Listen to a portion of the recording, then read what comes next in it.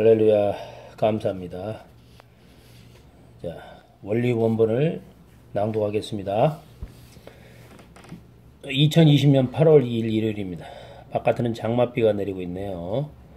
누구나 부러워할 존재의 자격은 지혜를 찾음으로만 존경의 가치를 볼 수 있는 근본의 행동이, 즉 지혜로 뜻성사를 완성하는 태도이다. 그리고 가난한 자에게 복음을 전한다고 하시는 것은 큰 의미가 있다. 즉 여기에는 이스라엘 백성 전부가 메시아를 고대하기를, 자기들이 뭔가 좋아지기를 지기 위하여서 고대하였기에 지금 이와 같이 나 자신은 너희들의 바라는 목적 상대로 되지 못하여 가난한 자와 같은 자밖에 상대할 수 없는 모양에 있다함을 통과하는 동시에 너희들은 마음으로 부유한 것이기에 나를 상대할 수 없다는 것을 간접적으로 표시하는 말씀이었다. 그렇죠. 뭔가 메시아를 보면 한 자리를 하겠다, 부자가 되겠다, 성공하겠다, 교만한 마음이죠. 이 말씀은 사탄이 주관하는 세상에서 착함은 짓밟혀 가난하게 된 자가 많은 것을 말하는 것도 있음을 알아야 한다.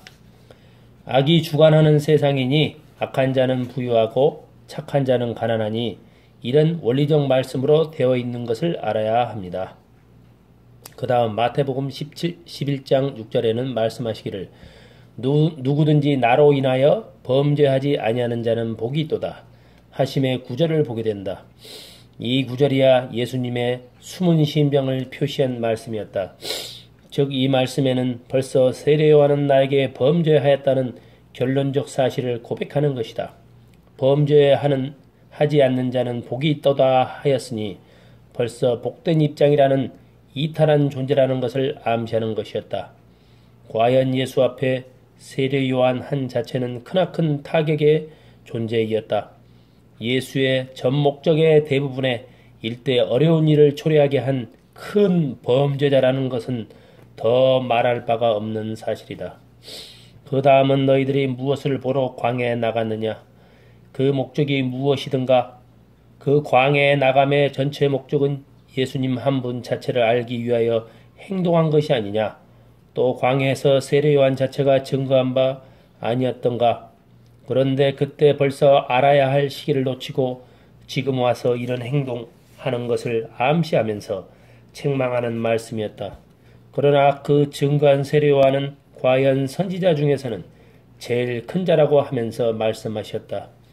광야에서 본 세례 요한은 과연 선지자 중에도 큰 자라고 하나 해야 할 책임을 감당하지 못하였다는 의미로 말씀하는 말씀이 내가 진실로 너희에게 논하노니 여인으로 태어난 사람 중에는 세례 요한보다 더 큰 자가 일어남이 없었다.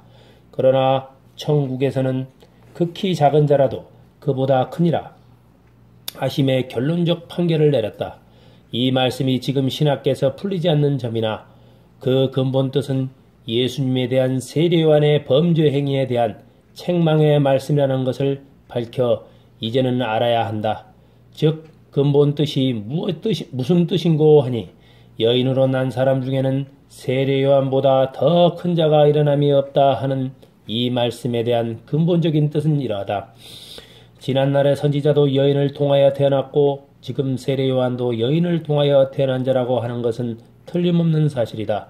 그런데 왜 세례 요한이 제일 큰 존재라고 하였느냐 하면 선지자라면 하나님의 뜻을 예언하여서 뜻을 알려주는 대변인임에 틀림없다. 그런데 세례 요한도 역시 한 하나님 뜻을 알리는 대변인이라는 것과 같은 뜻이 존재하나 그 자체들이 증거한 입장을 취하여 보면 지난날 선지자 전부는 증거를 하되 예언적 증거로서 예수 일을 증거했다. 그러나 세례 요한은 증거를 하되 직접적으로 증거를 하였으니 증거를 하는 입장을 중심하고 말할 때 세례 요한 이상 가는 자 없음은 사실이다. 그러므로 증거를 하는 입장을 두고 세례 요한에 대하여 말할 때 과연 세례 요한은 여인으로 태어난 사람 중에는 제일 큰 존재라는 근본 의의가 확실하다는 것을 명백히 알아야 한다. 그 다음은 그러나 천국에서는 극히 작은 자라도 그보다 크니라 하심은 무슨 뜻이냐 하면 근본 뜻은 이러하다. 천국에 간 자도 여인으로 난 자들이다. 그러면 여인으로 인하여 태어난 인간 중에는 세례 요한이 제일 크다고 했는데 왜 천국에서도 커야 할 터인데 제일 작은 자가 세례 요한이가 되는가 하는 것이 의심 안 될 수 없는 수수께끼다. 이 근본도 또 세례 요한이 범죄적 행위를 책망한 중도의 구절이다. 그 뜻은 이러하다.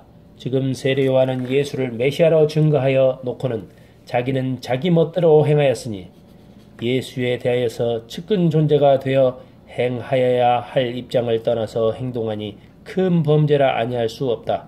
예수를 메시아로서 받들어 모셔야 할 중심 존재가 받들어 모시지 못하고 도리어 뜻을 파괴하는 행동을 하였으니 그 자체에서는 과연 극히 작은 자의 행동이라 아니할 수 없다. 세례 요한이 적극적으로 받들어 모셨으면 그는 두말할 것 없이 하늘에서는 지극히 큰 존재가 될 수 있을 텐데 받들어 모시지 못하니 천국에서 작은 자보다도 못한 존재로 되고 말았다 하는 의미였다. 즉 천국에 있는 성도 또는 천사가 어떤 존재라도 예수에 대해서는 메시아라는 근본 존재라는 것을 다 알고 지극한 마음으로 받들어 모시고 있는데 진정으로 받들어 모셔야 할 중심 존재가 받들어 모시지 못하니 받들어 모심에 있어서는 최고 작은 자가 되었다 하는 의의를 알아야 한다. 이 말씀은 받들어 모심을 중심하고 말씀하셔서 세례 요한에게 대한 범죄 행위를 책함이라는 중대한 근본 뜻을 알아야 한다.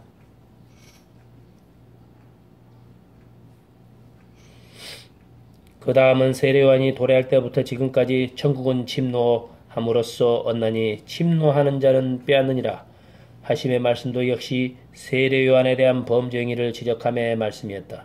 세례 요한의 도래 때부터 지금까지라는 말씀은 또 무슨 뜻의 말씀인가 하면 먼저는 세례 요한 자체가 뜻을 받들어 모셨다며 예수님의 수제자가 당연히 세례 요한이 될 것이었다. 그것이 정해진 하늘의 목적이었는데 쓰임새 있게 곁에 있지 못하였기에 즉 받들어 모시지 못하였기에 세례 요한부터 우선 선유적 권리를 주었던 것이었다.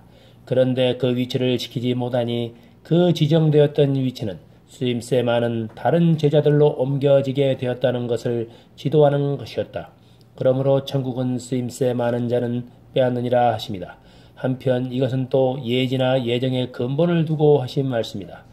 그러므로 쓰임새 많고 능력 있는 다른 제자한테 그 위치를 빼앗긴다는 근본의 뜻을 명백하게 표시한 것이다. 이것을 보아도 여기에 세례 요한이 범죄한 자체이면서 예수 앞에 큰 하늘적 반역자라고 아니할 수 없다. 이런 존재에 대하여서 오늘날까지 존경하는 눈으로 봤다는 과거 신앙자의 무지의 서러움을 무엇으로 방지할 수 있을까? 과연 통탄하고 울분할 사실이다. 이 사실적 행동으로 인하여서 예수를 십자가의 길로 재촉하는 한 행동이라는 것을 밝히 알아야 한다.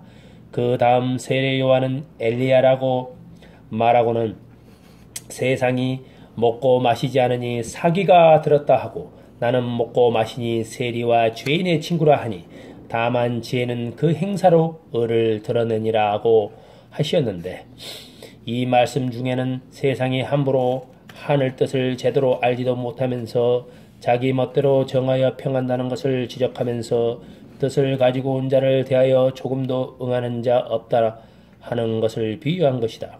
그래서 아이가 시장에서 앉아서 동료를 불러 말하기를 우리들이 너희들을 향하여 피를 불어도 너희들이 춤추지 않고 우리들이 슬피 울어도 너희들이 가슴치지 않는다는 것으로 세상을 비유한 것이다.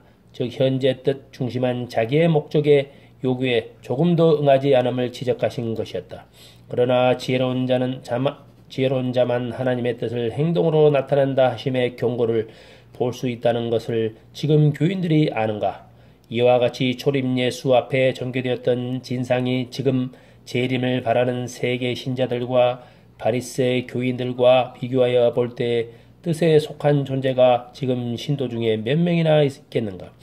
이와 같은 근본 원리들은 말세가 되고 뜻성사 시기가 명백하게 되어야 재림의 시기는 오는 것이 아니겠는가? 이 근본 뜻을 알고 받들어 모시는 자는 하늘에서 제일 큰 자라는 것이 끝날에 이르러서야 부여되는 사실이다.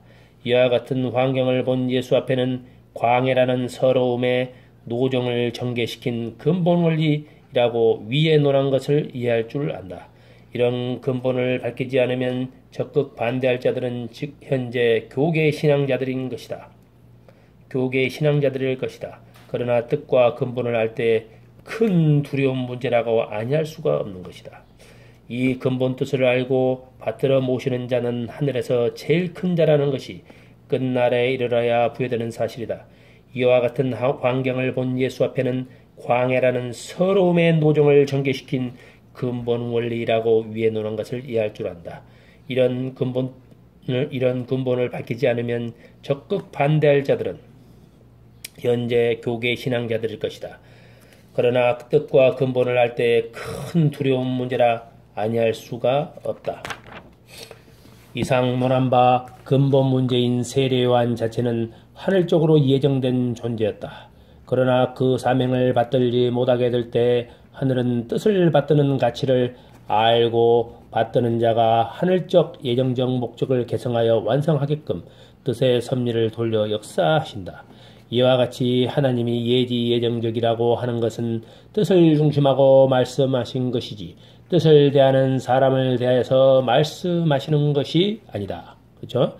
이와 같이 하나님이 예지 예정적이라고 라는 것은 뜻을 중심하고 말씀하시는 것이 뜻을 대하는 사람을 대하여서 말씀하신 것이 아니다. 이것을 보아도 현실 신앙계의 예정론 등은 그 문제 밖에 위치한 것으로 되어진다. 할렐루야, 아멘. 감사합니다.